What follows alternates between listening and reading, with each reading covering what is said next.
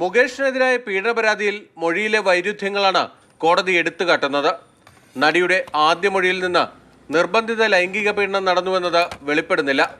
മുകേഷ് ജാമ്യ ഹർജി നൽകിയ ശേഷം വീണ്ടും പോലീസ് നടിയുടെ മൊഴിയെടുത്തിരുന്നു.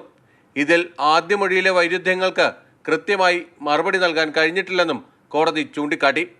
പരാതിക്കാരിയെ 2010 ഏതോ ഒരു ദിവസം മുകേഷ് പീഡിപ്പിച്ചുവെന്നാണ് പറയുന്നത്. തീയതി നടിക്ക് ഓർമ്മയില്ല. ആലുവയിലെ ഫ്ളാറ്റിൽ നിന്ന് മുകേഷ് കാറുമായി എത്തി നടിയെ കൂട്ടിക്കൊണ്ടുപോയെന്നാണ് മൊഴി. മരടിലെ വില്ലയിൽ കൊണ്ടുപോയി പീഡിപ്പിച്ച ശേഷം മുകേഷ് തന്നെ ഇവരെ ആലുവയിലെ ഫ്ളാറ്റിൽ തിരികെ കൊണ്ടുപോയി വിട്ടതായും പറയുന്നു. ഇതിൽ എവിടെയാണ് നിർബന്ധിത ലൈംഗിക പീഡനം നടന്നതായി വെളിവാകുന്നതെന്നാണ് കോടതി ഉയർത്തുന്ന ചോദ്യം.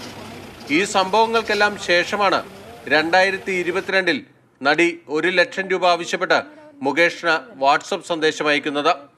2023 ഡിസംബർ 31 രാത്രി നടി മുകേഷിന് പുതുവത്സര ആശംസാ സന്ദേശവും അയച്ചിട്ടുണ്ട്. ഇക്കാര്യവും നടി ആരോപിക്കുന്ന കുറ്റകൃത്യം നടന്നിട്ടുണ്ടോ എന്നതിൽ സംശയം ജനിപ്പിക്കുന്നതായി മാറി. ഇടവേള ബാബു കേസിൽ നടി നൽകിയ മൊഴിയും മുകേഷിനെതിരായ കേസിൽ പരാതിക്കാരിക്ക് തിരിച്ചടിയായി മാറി. മുകേഷിന് ജാമ്യം നൽകിക്കൊണ്ടുള്ള കോടതിയുടെ നിരീക്ഷണങ്ങൾ കേസിന്റെ ഭാവി തന്നെ ചോദ്യം ചെയ്യപ്പെടുന്നതാണ്.